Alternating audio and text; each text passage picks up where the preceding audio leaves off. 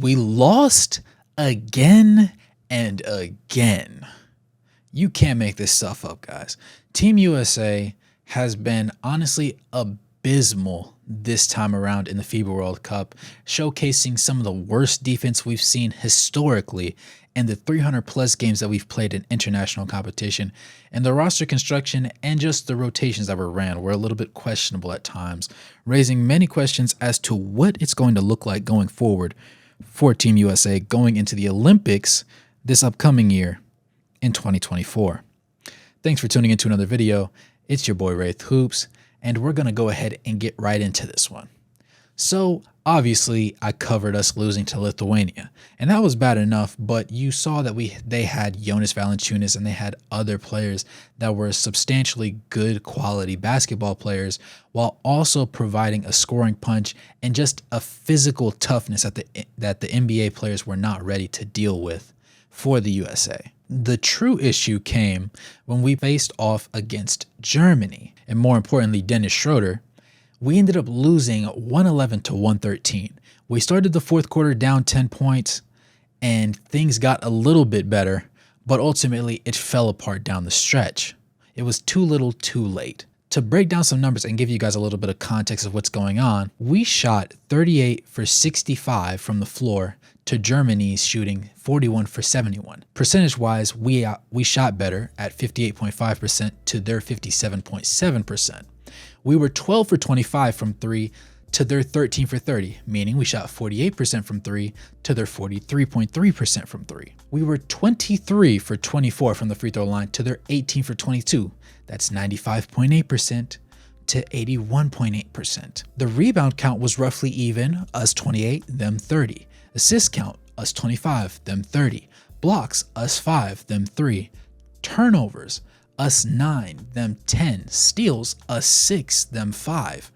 And fouls, us 17, them 21. But the simple fact of the matter was, we couldn't stop anybody. And it showed down the stretch of the game. Now, obviously, our fourth quarter was significantly better than any other point that we had when we played in the game. But it was too little too late by that point, because we had just put ourselves in such a hole that there was really no climbing out of it. To add a little bit more context to the situation, I decided to compile the top 4 player performances from both sides of the spectrum for the US and Germany. Anthony Edwards, obviously being the stellar player that he was, who was going to be benched by Steve Kerr, had 23 points and 8 rebounds in 34 minutes. Austin Reeves had 21 points in 24 minutes. Mikal Bridges had 17 points in 32 minutes. And Jalen Brunson, who has also been fairly consistent to his credit, had 15 points and 7 assists in 20 minutes. Let's look over at Germany. Franz Wagner had 22 points and 5 rebounds in 34 minutes. Dennis Schroeder had 17 points and 9 assists in 33 minutes. Andreas Obst had 24 points and 6 assists in 30 minutes. And Daniel Theis had 21 points and 7 rebounds in 27 minutes. Now, the issue with that, at face value, you understand that 3 of these players that I just named are known for being decent role players in the NBA. Obviously, Dennis Schroeder and Franz Wagner have had their fair share of starting stints.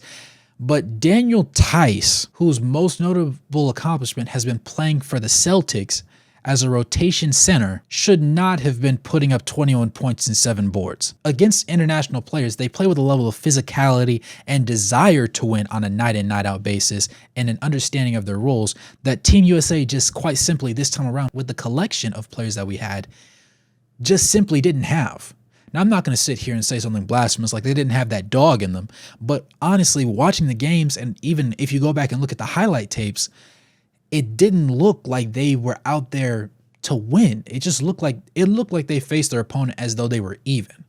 Before, when you had teams that had the Kobe Bryants of the world, the Michael Jordans of the world, the LeBron James, the Kevin Durant's, those teams, other teams feared. And you could tell because every time they touched the ball, they were putting the ball in the hole. Now, was it a lot of ball dominant players? Of course, but they also knew when to defer to each other. The system worked well for them, and they were able to get the job done. This year, we had players that haven't really had that much overseas competition. They just know the US ball.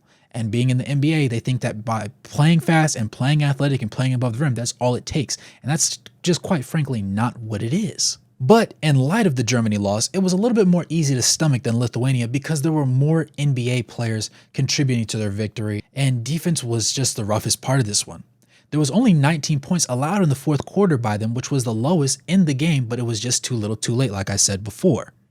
Germany had went on to beat Serbia in the final, which softens the blow a bit because we know that we lost to the eventual champions of the FIBA World Cup. To add insult to injury, in the third place game where we played Canada, we lost 118 to 127. In overtime, I might add, because we were down and we managed to come back and tie it in the fourth quarter.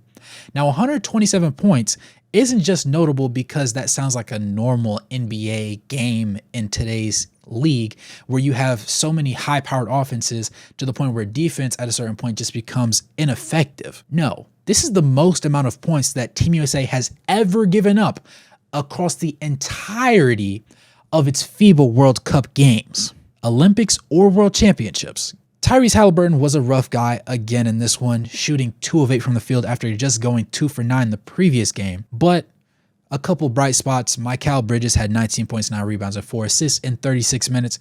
Bobby Portis, who has been pretty effective and consistent in his play, had 14 points and 6 rebounds in 20 minutes. Anthony Edwards, again leading the charge, had 24 points, 5 rebounds, and 3 assists in 37 minutes. And Austin Reeves had 23 and 5 in 33 minutes. The entire starting lineup for Canada plays in the NBA, alongside 2 of the main bench contributors in Kelly Olynyk, who had 11 points and 2 rebounds, and Nickeil Alexander-Walker, who had 5 points, but shot 1 of 8 from the field. Now, Kelly Olynyk shot 4 of 6, so it kind of balanced out a little bit.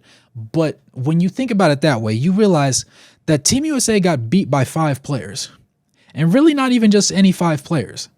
They really got beat by 2 in particular. Obviously, I said the entire starting lineup plays in the NBA, but when you take into account who these 5 players are, it makes a little bit more sense. You had RJ Barrett, who plays for the Knicks. He was an efficient 4 for 8 beyond the arc, which is not characteristic of him typically, especially if you look at his career numbers. And Dillon Brooks, the laughingstock for the NBA in the playoffs last season for calling out LeBron and proceeding to get completely wasted with the Grizzlies, to the point where they couldn't re-sign him comfortably, was unconscious, shooting 7 for 8 from the three-point line on his way to 39 points, 4 rebounds, and 5 assists in just 42 minutes. RJ Barrett had 23 and 7 in 38 minutes. Dwight Powell had 4.7 rebounds in 30 minutes.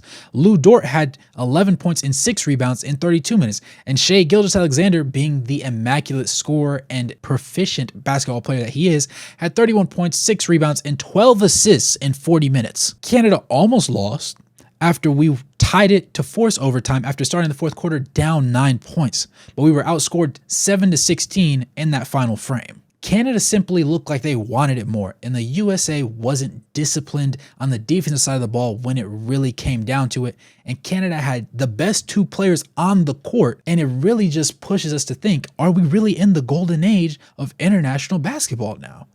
And if we're not there, we are most certainly at the cusp of it. They're knocking on the door to the point where you can't just send any NBA players to go play in tournaments because other countries have NBA players. And us playing against Canada, they had Shai Gilgeous-Alexander and some comfortable role player pieces. But Dillon Brooks saw open 3 after open 3 out of pick and roll action, out of people just getting lost on the defense side of the ball, people just not paying attention to him, to the point where he was able to go 7 for 8. Now, admittedly, I'm not saying Dillon Brooks is a bad NBA player because contrary to popular opinion, I do believe he's a very solid rotation piece. Do I think that he talks a big game, bigger than he can cash in? Of course, but at no point should you be allowing Dillon Brooks to give you 39 in a regulation game in the NBA or otherwise. Shai Gilgeous-Alexander, he's going to get his. 30 makes sense for him. Maybe Lou Dort getting closer to 15, 20. Maybe that's the route that they should have taken.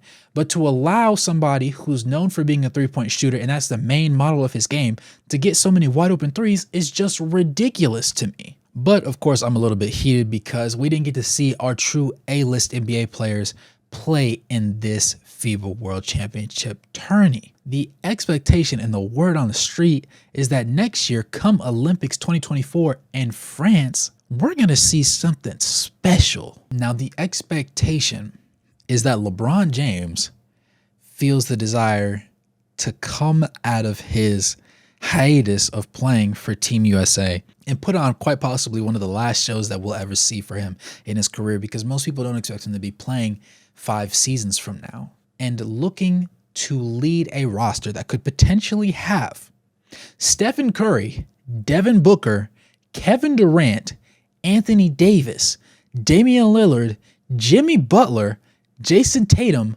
Bam Adebayo, Aaron Gordon, Paul George, and the only player from the current team that played this year that is suggested or projected to be on that roster is Anthony Edwards. And rightfully so, because he was him. Jalen Brunson was the only other notable person who could hold a candle to any players that I just listed out. If this holds true, and this does end up happening, we're finally in for a treat. I'm tired of us getting played on television and getting told that we're not the best. And quite honestly, I think that this is going to be the perfect opportunity for the NBA to showcase its abilities and just what the top part of the league looks like. Now, obviously, a lot of these players are older. The youngest in that starting lineup, in theory, would probably be Devin Booker. He is 26 right now. But it's a thing of, in the US, we've been the top dog for so long. And in order to keep talking trash and to have people wearing world champs on top of the caps at the end of the NBA Finals, players have to be capable of producing at a high level when it really matters. First of all, you guys tell me how you guys thought about the FIBA World Championships and how they played out this year. Let me know if you think Noah Lyles had a point. I obviously personally thought he did, but this was just the perfect storm for the situation. I'm going to have to make a separate video for that. Let me know if you think that LeBron and company can really put on a show in this upcoming Olympic year. And let me know if there's any other pressing matters in the NBA that you guys would like to hear about. Make sure to like this video, comment as I said before, subscribe, turn on those post notifications, and join the Patreon if you're feeling up to it. Good morning, good evening, good night, no matter where you are on the globe watching. Thanks for tuning in, and I'll catch you guys in the next one. Peace.